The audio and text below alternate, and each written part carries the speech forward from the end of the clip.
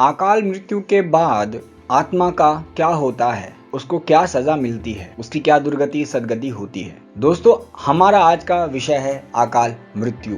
दोस्तों, अकाल एक होता है काल मतलब समय, एक अकाल असमय मतलब जिस भी व्यक्ति की अकाल मृत्यु होती है, असमय मृत्यु होती है, उसे अकाल मृत्यु कहते हैं। सनातन संस्कृति शास्त्रों पुराणों में आज के इस कलयुग में या थोड़ा पीछे चले जाएं तो 100 वर्ष की आयु उत्तम मानी गई है। जो व्यक्ति प्राणी मनुष्य 100 वर्षों की आयु जीकर जाता है तो उसको पूर्ण माना जाता है कि अपना पूरा जीवन जीकर मृत्यु को प्राप्त हुआ है। तो दोस्तों, अब मैं आपको बताने वाला हूं कि क्या होता है कि जब इंसान समय से पहले इस संसार से चला जाता है। दोस्तों, ये जो जानकारी मैं आपसे कहने जा रहा हूं, इसका जिक्र गरुड़ पुराण में बताया गया है। दोस्तों, गरुड़ पुराण में मनुष्य के जन्म और मृत्यु के बारे में विस्तार से बताया गया है। गरुड़ पुराण में बताया गया है कि मृत्यु ही काल अर्थात समय है, और जब मृत्यु का समय निकट आ जाता है तो जीवात्मा से प्राण और देह का वियोग हो जाता है,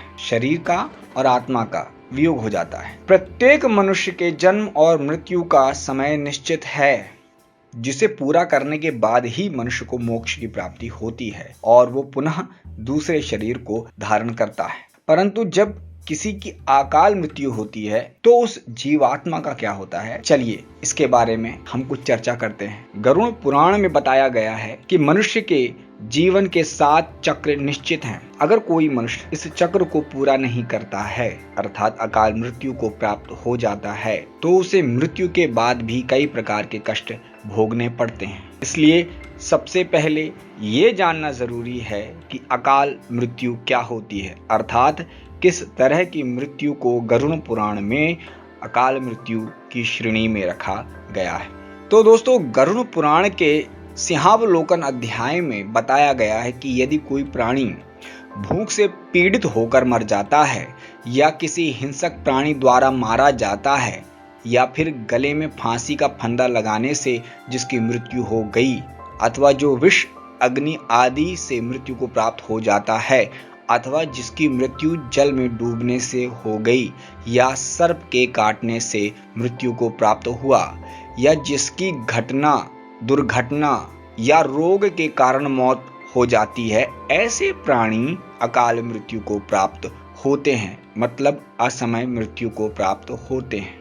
इसके साथ ही गरुड़ पुराण में आत्महत्या को सबसे निंदनीय और घृणित अकाल मृत्यु बताया गया है। इतना ही नहीं, भगवान विष्णु ने आत्महत्या को परमात्मा का अपमान करने के समान बताया है।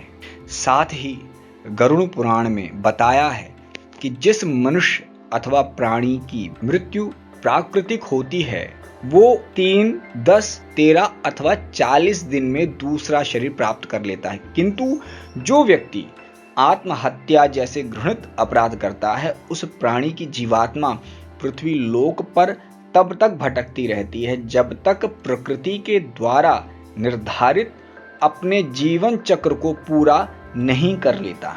ऐसी जीवात्मा को ना तो स्वर्ग की प्राप्ति होती है ना ही नरक की। जीवात्मा की इस अवस्था को अगति कहा जाता है। अगति का मतलब रुक जाना, एक जगह अटक जाना। दोस्तों, इसीलिए गरुड़ पुराण में बताया गया है कि आत्महत्या करने वाली आत्मा अकाल मृत्यु को प्राप्त होने वाली सबसे कष्टदायी अवस्था में पहुंच जाती है, और अकाल मृत्यु को प्राप्त करने वाली आत्मा अपनी तमाम इच्छाएं यानी कि भूख, प्यास, संभोग, सुख, राग, क्रोध, दोष, वासना आदि की पूर्ति के लिए अंधकार में तब तक भटकती रहती है जब तक कि उसका परमात्मा द्वारा निर्धारित चक्र पूरा नहीं हो जाता। अब सवाल उठता है कि किसी भी प्राणी की अकाल मृत्यु क्यों होती है। इसका भी वर्णन गरुड़ पुराण में किया गया है, जिसके अनुसार जब विधाता द्वारा निश्चित की गई मृत्यु प्राणी के पास आती हो तो शीघ्र ही उसे लेकर मृत्यु लोक चली जाती है। प्राचीन काल से ही वेद का ये कथन है कि मनुष्य 100 वर्ष तक जीवित रहता है, किंतु जो व्यक्ति निंदित कर्म करता है वो शीघ्र ही भ्रष्ट हो जाता है। जो व्यक्ति वेदों का ज्ञान न होने के कारण वंश परंपरा और सदाचार का पालन नहीं करता और जो आलस्य वश कर्म का परित्याग कर देता है और जो सदैव त्याज्या कर्म को सम्मान देता है। दोस्तों, त्याज्या का मतलब होता है त्यागने लायक, जिसका त्याग किया जा सके, जो आपके हित में भी ना हो और किसी दूसरे के हित में ना हो, जैसे आजकल के दुष्कर्म, मद्यपान, सिगरेट, दारू, ऐसे पदार्थ। और जो जिस किसी घर में भोजन कर लेता है, यहाँ भोजन से मतलब है कि कहीं भी खा लेना, यहाँ पे ऊंच नीच का भेदभाव नहीं है, गरीब अमीर का भेदभाव नहीं है, यहाँ पे संयम वाली बात है कि भोजन को देख करके आसक्त ना हो जाना, इंद्रियों पे कंट्रोल की बात चल रही है। स्वाभाविक है कि आप हर जगह का भोजन खाएंगे और आपका जो मूल प्रकृति है, आपकी जो मूल प्रकृति है, वो भोजन आपको अगर सूट नहीं करेगा तो स्वाभाविक है कि आपका शरीर अस्वस्थ हो जाएगा, आप रोगी हो जाओगे और अंत में मृत्यु। और जो पर स्त्री में अनुरक्त रहता है, इसी प्रकार के अन्य महादोषों से मनुष्य की आयु क्षीण होती है। इस कलयुग में आज के दौर पर आपने वाकई देखा होगा, अनुभव किया होगा कि जो व्यक्ति व्यसनों में फंसा हुआ है, जिसके कर्म चोरी चकारी, स्वाभाविक है कि दो ही रास्ते हैं, सत असत। आप जितना असत को पकड़ेंगे, असत से मतलब होता है नाशवान जड़ पदार्थ को पकड़ेंगे, उतना ही आपके अंदर कामना राग बढ़ेगा और उतनी ही जल्दी शरीर का क्षय होगा निश्चित रूप से। क्योंकि जब हम राग और आसक्तियां करते हैं तो हमारी ऊर्जा ज्यादा खर्च होती है। आपने देखा होगा जब हम मेडिटेशन करते हैं तो हमारे अंदर एक ऊर्जा प्रवाहित होती है और हम बड़ा शांत चित्त महसूस करते हैं, क्योंकि उस समय हमारा चेतन तत्व एक्टिव होता है, उस समय हमारा पूरा ध्यान केंद्रित होता है हमारे चेतन पे, हम जड़ से अलग हो जाते हैं। लेकिन जैसे ही हम वापस आते हैं और हम जैसे ही संसार की चीज़ों को महत्ता देते हैं, हम फिर उसमें उलझ जाते हैं और फिर वही पत्थर की तरह, जैसे आपने देखा होगा कि एक रस्सी से पूरा पाट जो कि पत्थर का बना हुआ होता है वो घिस जाता है। ऐसे ही ये शरीर, ये संसार के भोगों को पाते पाते पाते और समय से पहले क्षीण होकर घिस जाता है। आज के दौर पे देखिए 50-60 मुश्किल से, बहुत कम जो जी पाते हैं, उसके पीछे कारण यही है, आसक्ति। तो दोस्तों, श्रद्धाहीन, अपवित्र, नास्तिक, मंगल का परित्याग करने वाले द्रोही, असत्यवादी ब्राह्मण की मृत्यु अकाल में ही हम लोग को जाती है। अब यहाँ ब्राह्मण शब्द समझने वाली बात है। ब्राह्मण का मतलब कोई वर्ण आश्रम नहीं होता है दोस्तों। ब्राह्मण का मतलब होता है जिसको तत्व का ज्ञान हो, और जिसको तत्व का ज्ञान होता है, परमात्मा तत्व का, वो कभी असत्य भाषण कह ही नहीं सकता, क्योंकि उसको संसार से कोई मतलब नहीं होता, कोई प्रयोजन नहीं होता। स्वाभाविक है, जब आपका प्रयोजन होगा, जब आपका कामना होगी, राग होगी, तभी तो आप कोई दुष्कर्म करोगे।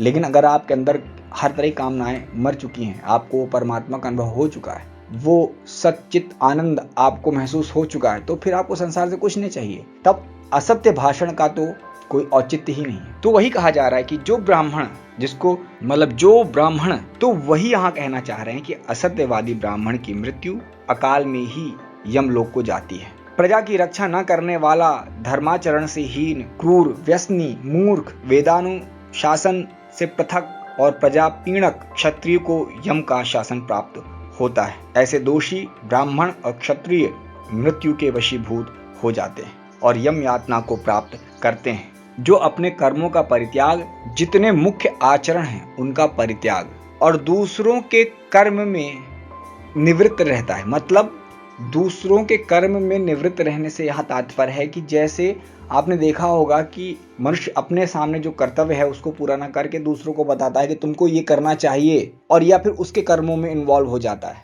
मतलब कई बार आपने देखा होगा कि जैसे एक ब्राह्मण का धर्म है ज्ञान देना, लेकिन उसका ध्यान चला जाता है धन की ओर, तो वो काम करने लगता है जो वैश्य करते हैं, व्यापार। तो बात यहाँ धन कमाने और उसकी नहीं है, बात यहाँ लोभ भावना की है। मतलब आप अपना धर्म छोड़कर, अपना कर्तव्य छोड़कर कहीं और जा रहे हो, जिसकी वजह से अकाल मृत्यु आ जाना एक कारण है।